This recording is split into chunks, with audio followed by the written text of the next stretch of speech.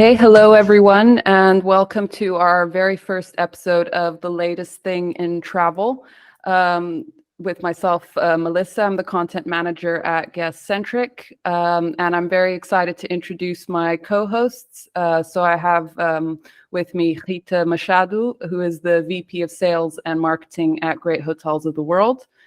Hi, Rita, how are you? Hello, good to be here. Nice.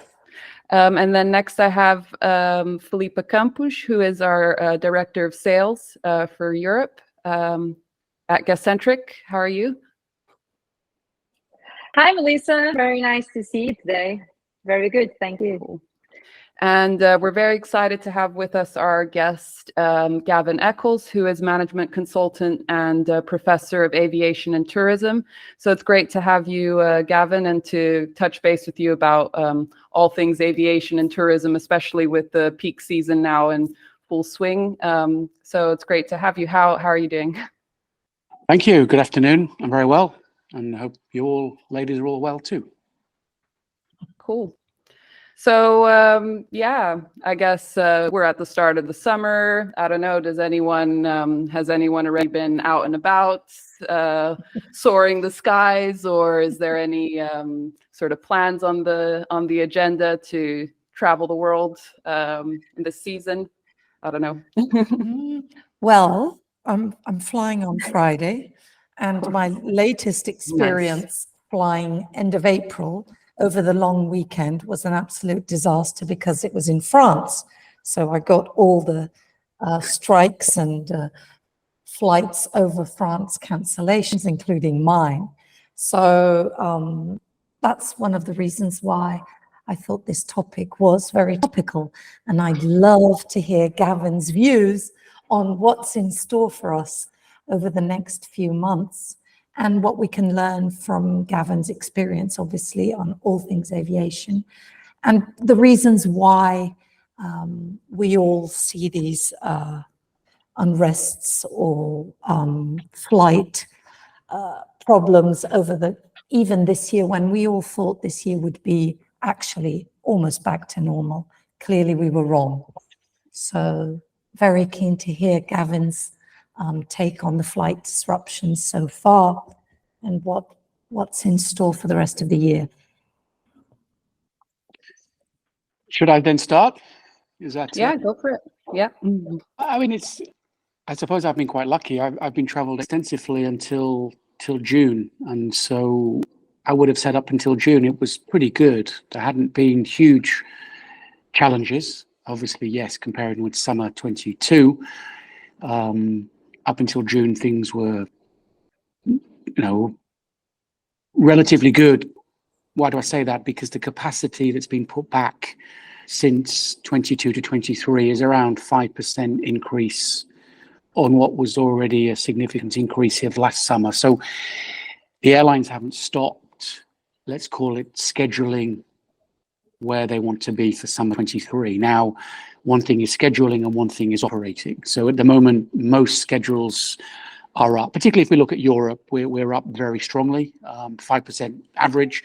It's probably around 10 to 12% up across Europe. Why? Because EasyJet, Ryanair, Wizz Air, etc., have extensively increased their business during this last period.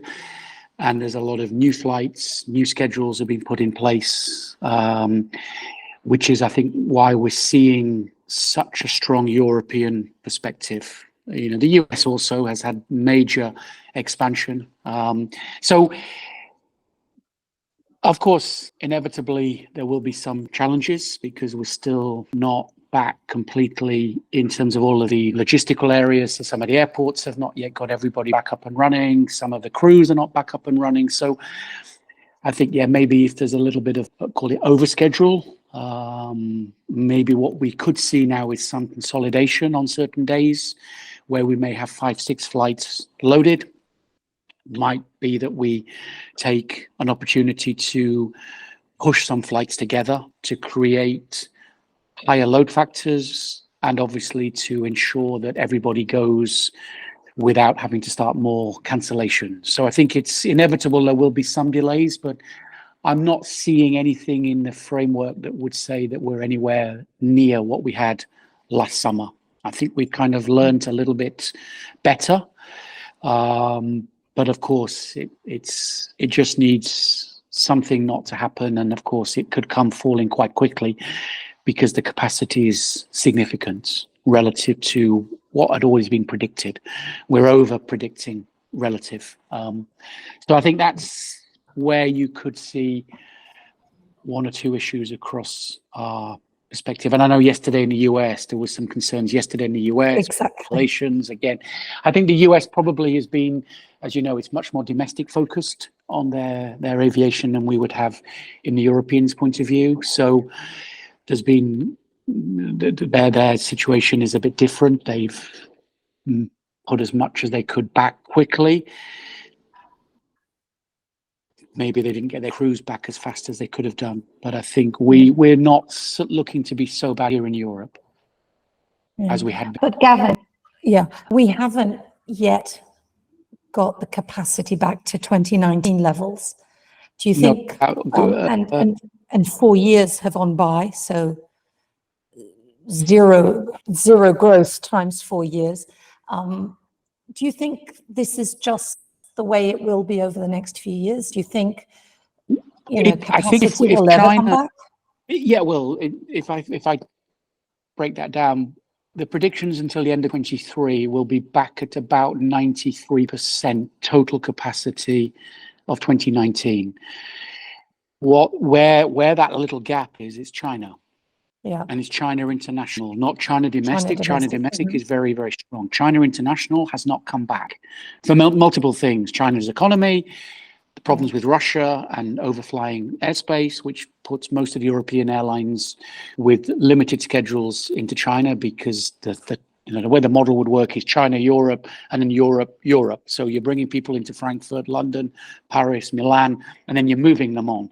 Now, if your schedule changes by 3 to 4 hours because you're having to fly over Saudi Arabia and Middle East airspace and not over the north, that means all of your European connecting flights are no longer working with China. So throw all of that together.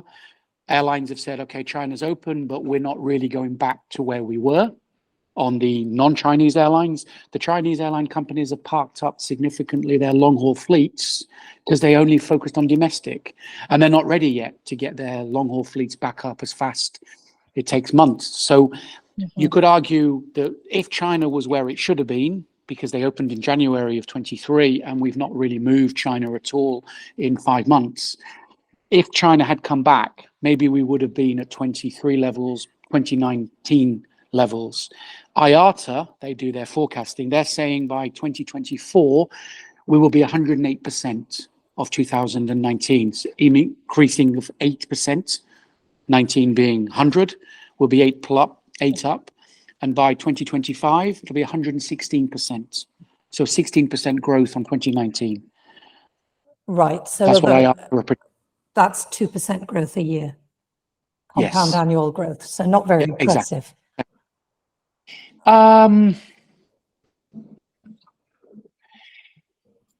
The question is, it's not just capacity, remember, it's infrastructure. Where are new airports?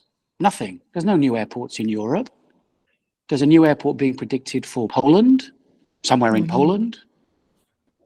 There's Heathrow has been trying to have runway 3 for the last 10 years and it's gone nowhere. In the US, there's very few airport development projects. It's some extensions. Where the airport development projects are obviously China and India. So we've seen Beijing open a new airport in 2020.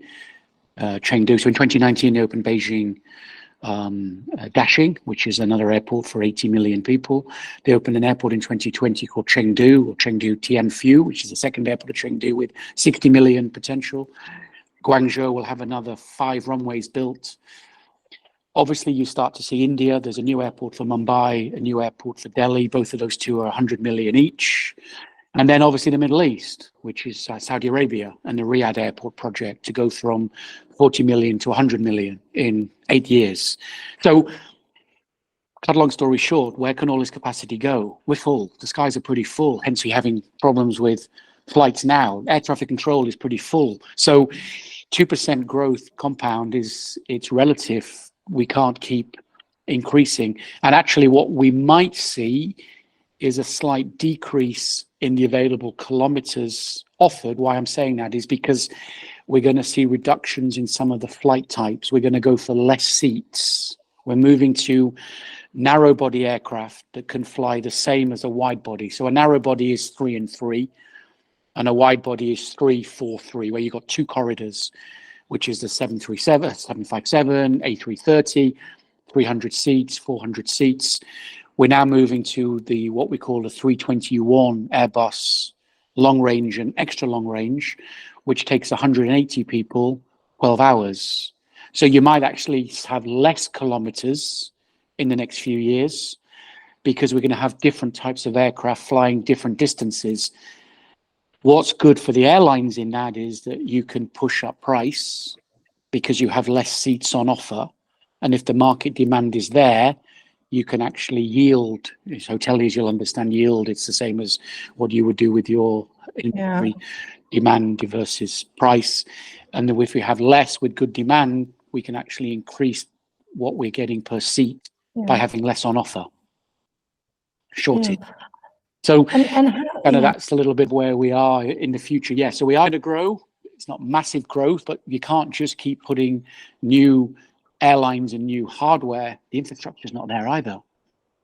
But I have in mentioning price and demand and things like that, like something, so our data is like showing in terms of like hotel bookings, that the demand is like really, really strong. I mean, like 2022 was, it exceeded like 2019 levels. And then obviously this year it's kind of continuing on that same trajectory. But what I was wondering is like, because with the pricing and everything being so high at the moment, like, do you think this will continue? Will anything sort of change further down the line in terms of like the demand and then the capacity? We're not so good as yet in this hotel. We're about just under 90% of revenue that we were in 2019, generally of aviation. We're about 88% up until first quarter of 2023. So we're not profitable relative to 2019 yet. They are hoping by the end of the year, IATA have predicted by the end of the full 23 fourth quarter, we should get to 2023 being profitable. So going back to the same we were in 2019, but we're still not there just yet. Why? Because yes, we've been able to somehow benefit from fuel being a lot less. So we're now hedging fuel at around $80, whereas in summer 22 we were fuel at about $120. And the next 2 years it's probably going to go somewhere between $60 to $70 a barrel on futures. So we're talking about having fuel back to the same levels of 2019. So of course summer 23, fuel being between $60 in 2019 to $80 now. So a $20 difference relative, it's not that great. But what's interestingly is the margins on our profitability can be extended well because of the premium travel that's coming in leisure. It's a leisure travel that's driving at the moment. And that's a real good for the... I guess my question was mostly around like the consumer in terms of, I don't know, the costs being so high and everyone's kind of on this revenge travel trend at the moment. But I don't know, like, do you see that continuing like next year and then the year after that? I don't know, Felipe, if maybe you have anything to, any thoughts on it?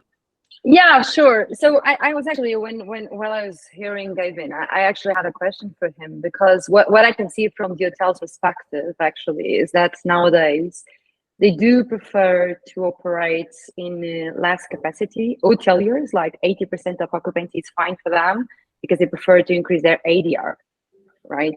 So they have less resources to keep the hotel going on, so they just prefer to work like that. It makes sense for them financially wise. So how do you actually correlate that with the way that the airlines are working? Because what I can see at the airline side is that they do prefer to work in a full capacity, right? Instead of half capacity. So they keep canceling flights all the time.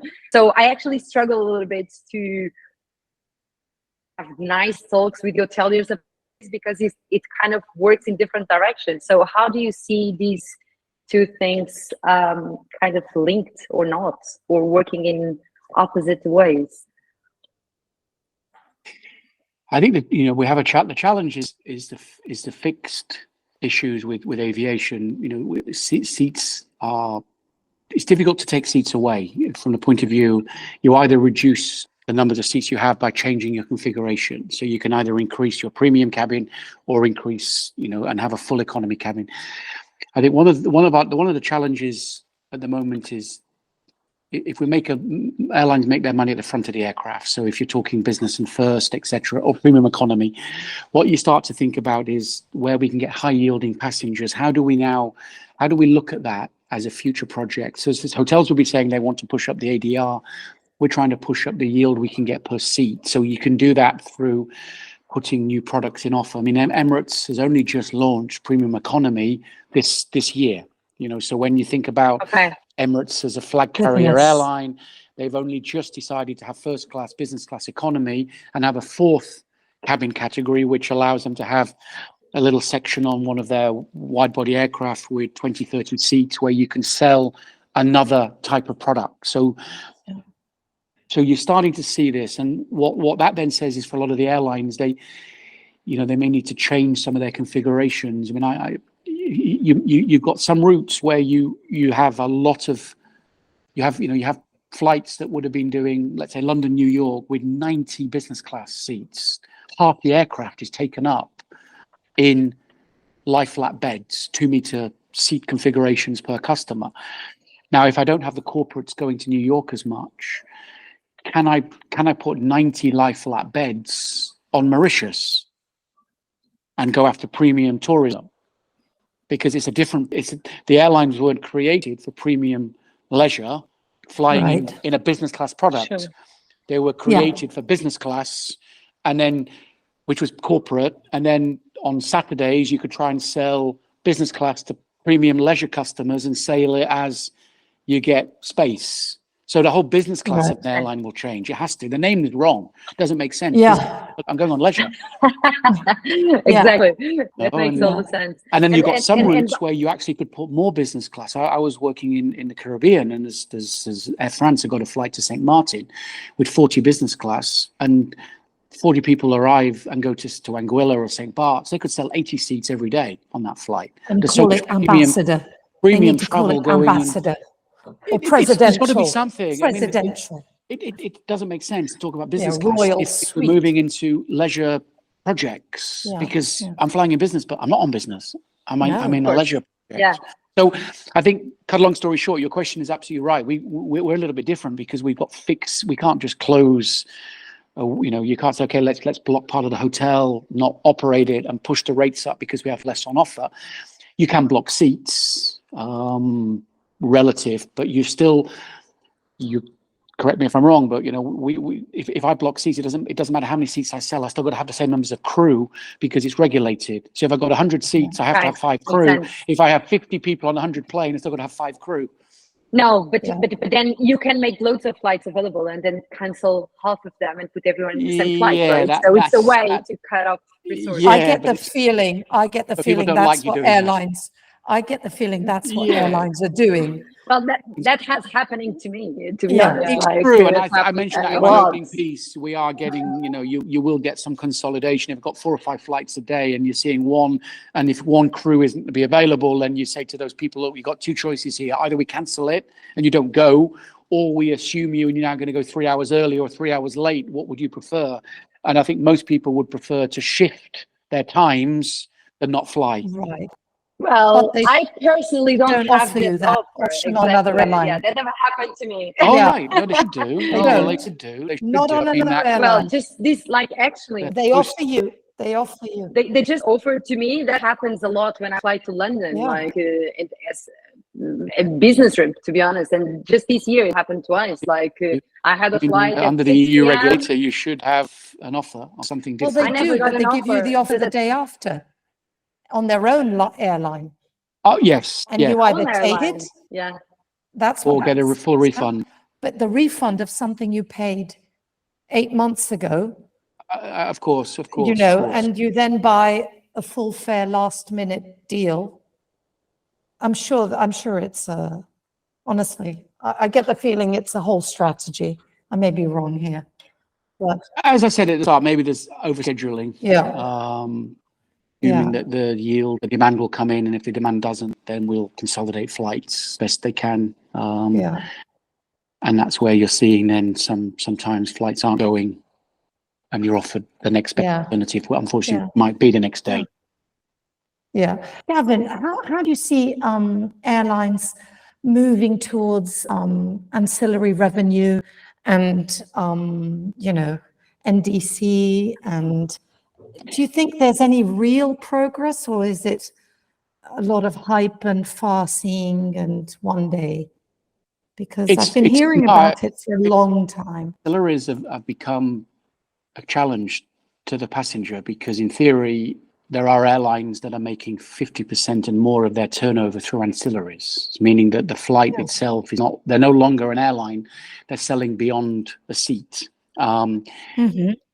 And the way that they do that can be quite, there are manipulative ways that you can use websites that you have to unclick rather than click to. I didn't know I needed insurance, and you forget to unclick it, and you end up with insurance. And there are kind of at some point, how far can you go? How milk the cow, as we could say, because we've tried everything. Seating, baggage, insurance, car hire, onboard, Hotels. everything. There's been a lot, and at some point now you're starting to say you need to think differently. And there are some ways that you could look at that. There are some good examples. One is AirAsia. AirAsia is a Malaysian-based airline, and they're actually now saying that we know AirAsia is no longer their big story. They created a company called AirAsia.com. AirAsia.com is a portal for selling travel, lifestyle, etc., and meaning that they'll sell everybody else. So what they're moving towards is because we've got a lot of hits every day selling our own space. We now want to create an Asian leisure portal site called AirAsia.com, using the fact that everybody knows AirAsia. So you're seeing that. That's quite a significant change. We're no longer an airline, we're a leisure portal that sells, part of it is selling tickets. Yeah. You have EasyJet. EasyJet created a tour operator, a full tour operator called EasyJet Holidays. That's quite rare in aviation, because what normally we do is we white label and we link to Expedia or Booking.com. No, they've actually created a full ATOL UK registered tour operator selling packages as if they were TUI or any tour operator in the UK. That means they need to have a license to sell, and they need to have liability beyond the flight. So their argument is that we can make good money out of hotel contracting. We can go to hoteliers and say, look, my brand EasyJet is bigger than Booking.com's in relation to numbers of hits per day, but I'm not known for holidays, I'm known for flights. But if I'm known to link to Booking.com, they're making revenue out of my airline passenger that I'm passing across, and I'm earning a fee. Why aren't I actually creating a tour operator and competing with Booking or with Expedia? Because Booking's now selling packages, and Expedia has sold packages for years. Why doesn't airline sell packages? Because we sell seats. We don't have contact centers. We do have contact centers, but we kind of close them because we do everything online. But to have a tour operator, you need a direct contact center, because it's a different type of client. Somebody arrives to a hotel. What happens if it's not right? They don't phone the airline. You have nothing to do with me. You got to phone the tour operator. Of course. I think actually, Gavin, that is a good example in there. Ryanair rooms. It was launched a couple of years ago, and they completely stopped. Yeah, but that was with Logi Travel, remember? It was a third-party company. So Logi Travel was the rooms side and Ryanair was the airline side. But what Ryanair was just doing was pushing people to Logi Travel's portal. So when it looked like Ryanair, it was the same color, but the back office was another True. third-party company that was doing everything with the package. What EasyJet have done is the opposite. They've actually insourced the tour operator, Okay. and they now Okay. own. Why did they do that? Because quite technical, but relatively, if I sell an airline ticket, I have to put it on the distribution platform. Now,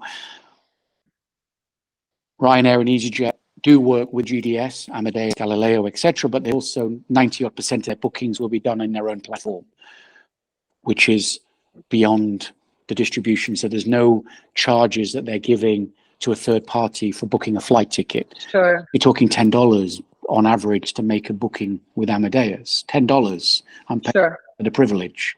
So if you think about an average fare of Ryanair is €40. If they were fully putting that on a booking platform, that would be plus 10.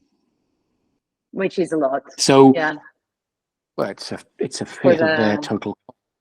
So Sure. what they've been able to do is bypass the GDS, create their own platform.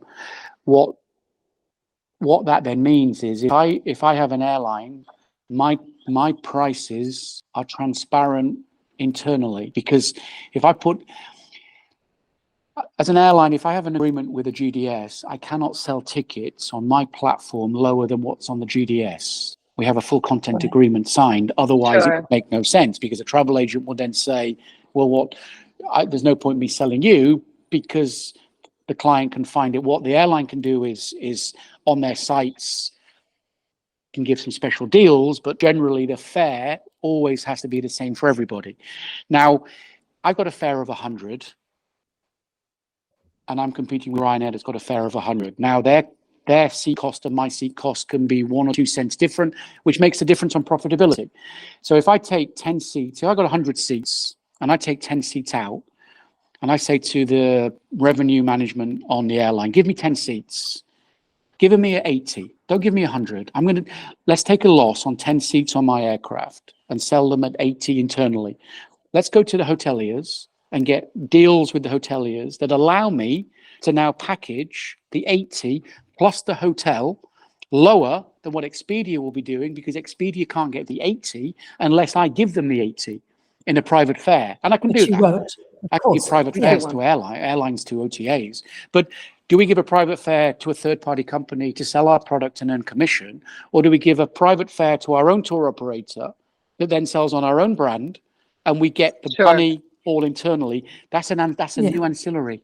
Selling holidays as your own and not shifting them to third parties. But there's a big operational change to do that, because you're moving from an airline to a tour operator, and a tour operator has to be governed completely differently. That brings a question to mind in terms of bundling those packages and like the distribution side of things. Something that's obviously quite a hot topic in the wider industry is like the advent of ChatGPT and like these kind of conversational interfaces. So I know that we've seen like the big OTAs like Expedia, Booking.com, they're rolling those technologies out. And then also some discussion on the hotel side of them expressing interest in doing that as well. Is that something that you see airlines sort of implementing in the next few years? And what would that look like in your opinion, Gavin?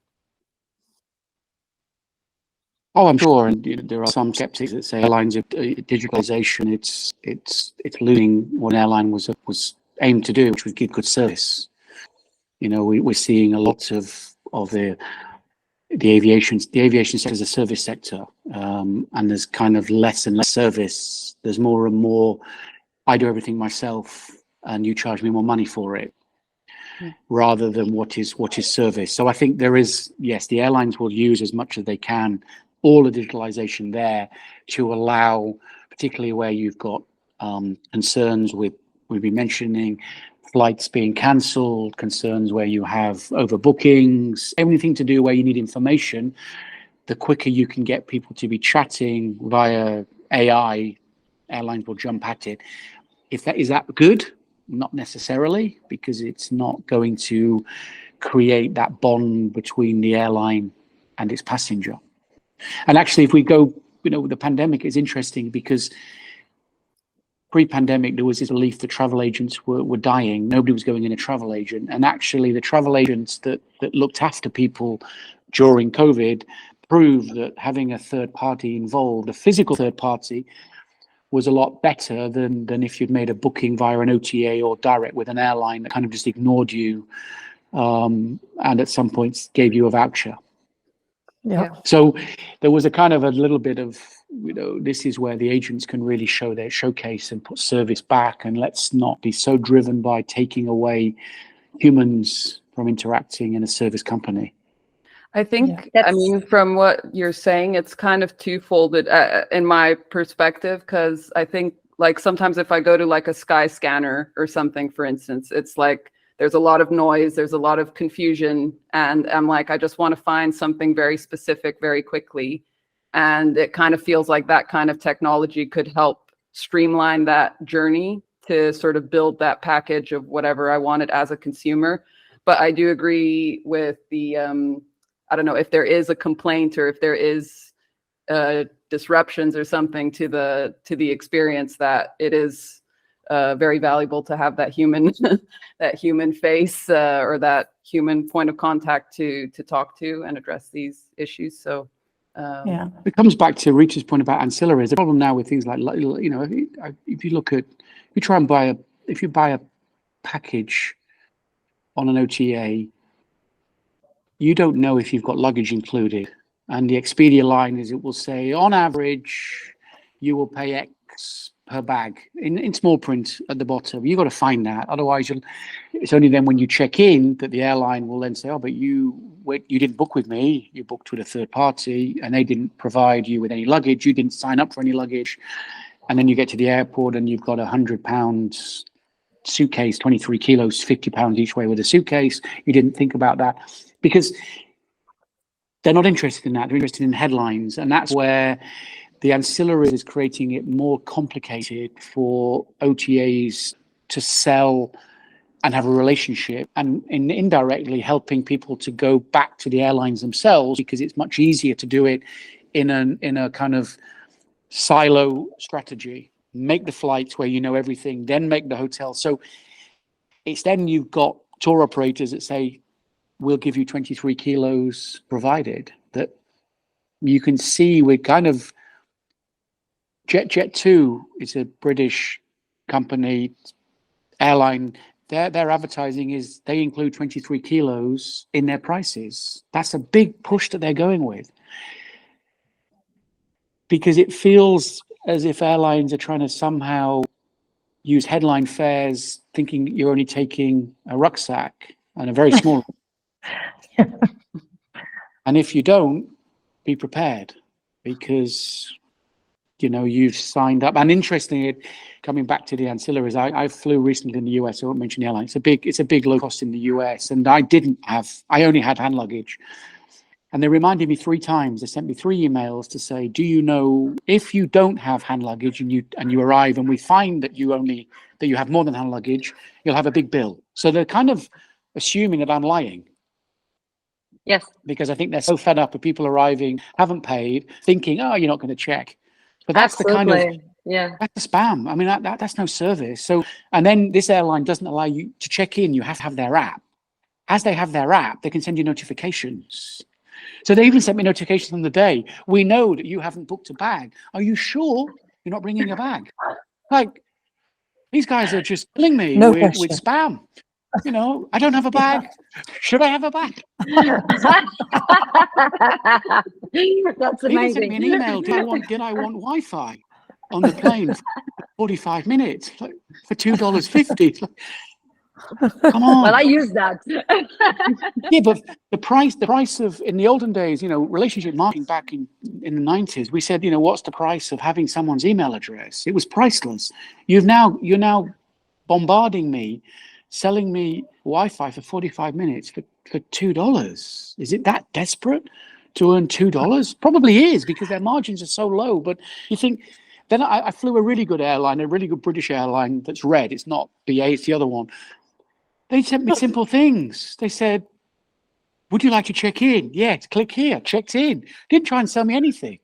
Just made it so simple compared to another one that's been challenging me. And I think, this is, at some point, will the consumer react and say, I've had enough. This is beyond. Back to simplicity. Yes, Back to basics. Don't I stop. just want to fly. Take money out of me for no reason. But I'll be honest with you. This is where things are crazy, because I declined everything. It was a small flight, short flight. I didn't have luggage. I declined everything. But I was one of the only people on the aircraft that didn't have anybody next to me. So the three and the three, there was a window was occupied, the middle seat wasn't, and then I was occupied. So the systems don't talk to each other, because they should have said, this guy's done nothing, put him in the middle seat right next to somebody else to annoy him. So next time with children, he'll go and upgrade. No. So by declining everything, I got one of the best seats. So the systems don't even talk to each other within the airline. So there's one group forcing, and there's an operational group, and there's no links between their operations. It's the same as with a hotel, where you give a better room to somebody that's paid less. Yeah, and who's not part of your loyalty program. There we go. Yes. Right? Yes. And do you think, I mean, I was reading the other day in Forbes articles in the US saying that cancellations are down this year compared to last year, but delays are up. So to be prepared for delays. Now, do you think it's really all about the airspace and, Russia and all that when you're in America? I mean, American or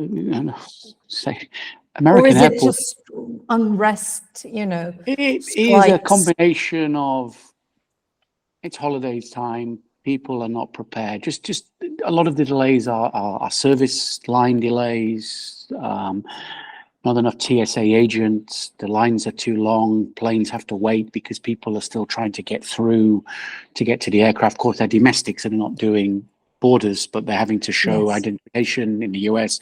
They're having to you still have to take your shoes off in the US. We don't take shoes off anymore unless it's boots in Europe. They're still quite strict on their security conditions. We've now got airports in Europe where you don't anymore take liquids out of the bag. Everything stays in the bag. Yes. In the US, everything comes out, plus your shoes. You've even got to take the laptop out of the laptop cover. Laptop as well. Yeah. So you multiply that don't lock your suitcase. by everybody, you can see that the queues are horrendous in the US. They are, and that puts pressure. Their airports are not built the same as we built ours. Their airports are they need investment. That's been talked about a lot. It's not me saying, US airports haven't had huge investments for a long time, and they need to be, really developed. There's not great waiting areas. They're overcrowded. It just needs, they do have extreme weathers, particularly with storms that we don't really get in Europe the same, particularly over the central part, lightning strikes, and all of a sudden, it's extremes, much more than we'd have in other parts of the world. But it feels like the US, and also it's their situation is a little bit different than the Europeans' point of view. Mm-hmm.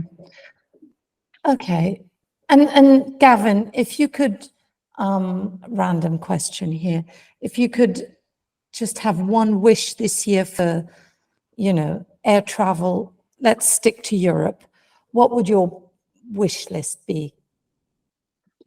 I suppose it's make sure the schedules go, because that's confidence in, if you put the schedule up, run with it. This idea of consolidating, cancelling, it's not what we need, because it kind of puts pressure back on. We don't have trust in airlines. I think we've got to get that trust back. We've lost it. Yeah, we have lost it. That we do go. Of course, we can only go if the regulation allows it. But I think that would be my wish, that we do our best to keep to the schedule and not over schedule, because I think we know when we're probably pushing as much as we can, and not you say, okay, let's slot in more. I think most will go. I would say in Europe, I'm not seeing that bigger concerns yet. We're really peak summer. You could argue we're really in peak summer now. And I'm not seeing queues, I'm not getting the news of Heathrow, Amsterdam, Paris as I was last summer yet. as you say, it's mainly the US where we're seeing concerns. So yeah, I think it's should be better. Hopefully, it's we won't go to where we were. But that would be my one thing. Yeah. Make sure we keep the schedule the best we can. Give confidence to people that they can book. Price, I think that's a different story. I think airlines are just getting away with it at the moment. But it's the same as everything. You know, look at the price of cheese. How much of cheese has gone up relatively more than a flight price. And you may argue that we've had it too good for too long. You know. Yeah. That this is probably the true price of travel. I think, you know, we've had some very unrealistic prices. Compare, you know, I've had trips which has cost me as much to take the train to an airport than a flight. Yeah. I'm not talking about Lisbon now. I'm talking about other airport places. Yes. Yeah. I've flown to London. I've flown to London I've flown to London on a flight price that's cheaper than the train into the city of London. Yeah. You know. Yeah. Clearly not sustainable. No, and as of course there are those headline fares, and you say, well, it's as we said, some airlines are getting more than 50% of their revenue is coming from ancillaries. So what that then says is if the passenger was clever and didn't buy, those airlines would not be flying because they would be bankrupt. So it only needs a turn in the market dynamics, and people start saying, no, I'm not paying for seats. I don't care where I sit. I can only take a rucksack. I don't need anything on board. And if you decline it and those seat prices stay as they are, those airlines don't exist.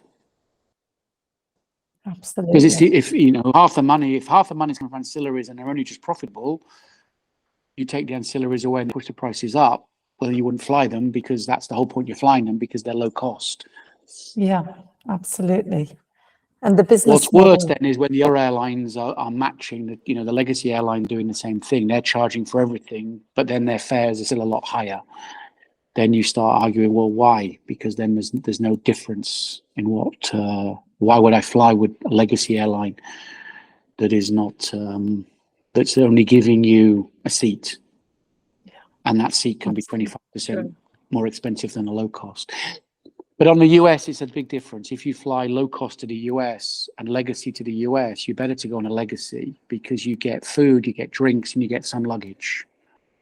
Right. For long haul travel, it makes sense. Yeah. Yeah. Yes, because in a lot of the long hauls still feed you, and they still give you one bag of 23 kilo. And this airline that I mentioned, this red airline in London, they offered free drinks 4 times on a flight from London to New York. 4 times. That was impressive because that's you would not get that on a US carrier. They would be charging for alcohol in economy. 4 times they were giving free drink service 4 times on a flight of 6 hours. That's a good service. Yeah. And appreciated. Yeah, some people are sleeping to not having it, but it's just not. Let's not serve you. Please close the shutters, and we'll go and have a rest and come back and give you an afternoon tea and send you away.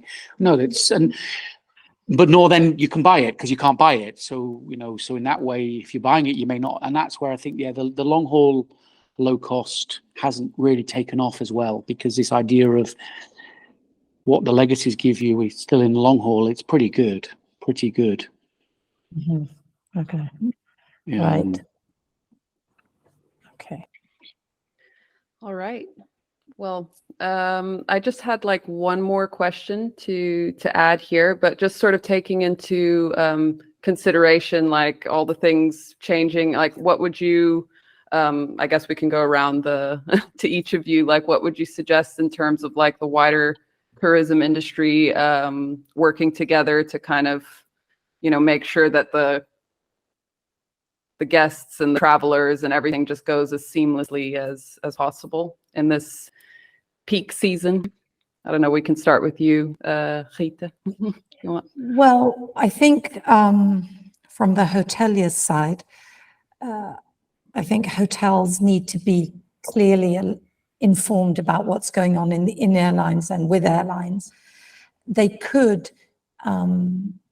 within their own hotel apps, incorporate more technology to help guests navigate their flight schedules and alerts and everything. There are 2-3 good fare tracker apps out there. And I do think that the seamlessness of travel is I think where we need to go, not just with hotels and airlines, but with transfers, with transport. I think everyone who's in the value chain really needs to go back to being part of a whole value chain and not just look at their own little bit of it. Because as a consumer, as a guest, I go through the whole caboodle, don't I? So my trip is made up of all of that. So I'd say almost going back to when you welcome a guest, be knowledgeable about that guest's trip and mindset. And that's actually a lot easier than it was because there is technology. So I'd say that should be, it should be a priority for any hotel or accommodation provider, really. Cool.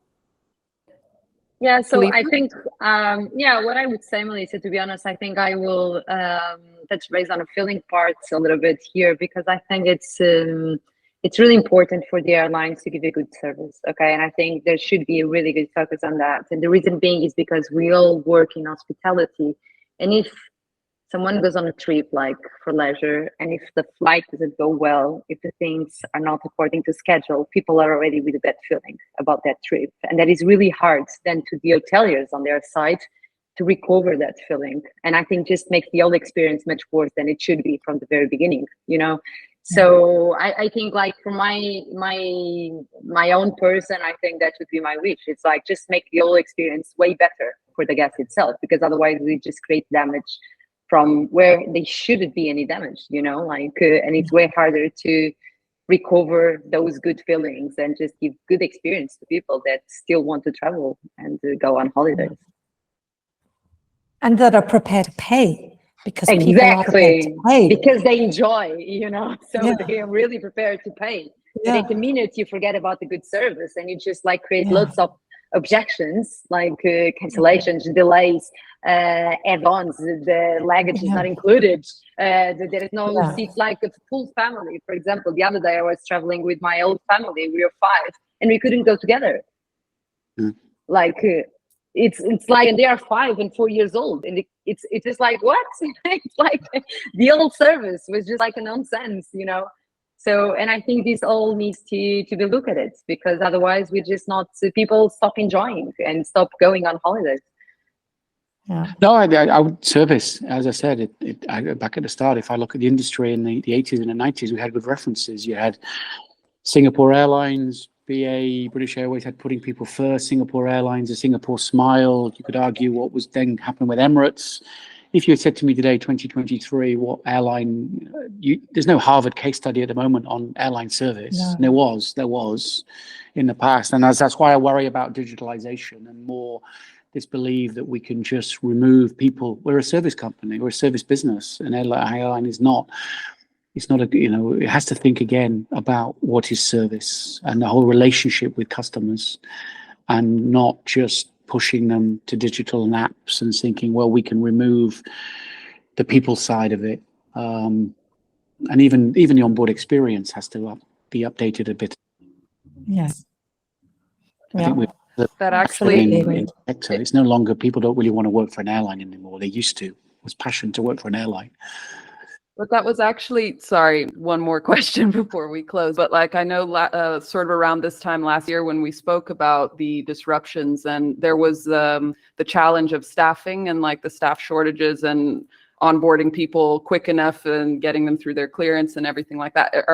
Is there still these issues this year, or has that been nothing like last year? As I said, most airlines that have put their fleet back now have got their right resources in place. It's not 100%, but it's not, as you rightly said when we were discussing previously, to say that that's not necessarily the case then with the airports and on all the other parts. But most airlines that put their fleets out of action, then when they brought them back, they've been able to now get crews up and running as best that they can. It's still, it's right at the border. You know, if you have one or two people go sick, that may be when you need to cancel a flight because you don't have the backup that you may have had in 2019. So we've kind of got enough kind of shoestring level to do what we want, but there's any slight dent in that project, it can throw it out quickly because we're not staffing just in case as we used to. Yeah. It's kind of living on the edge. Exactly, because of operational costs and all of that things we've been discussing. You're not taking everything back at once. Right. Yeah. But yes, service would be the big thing. Okay.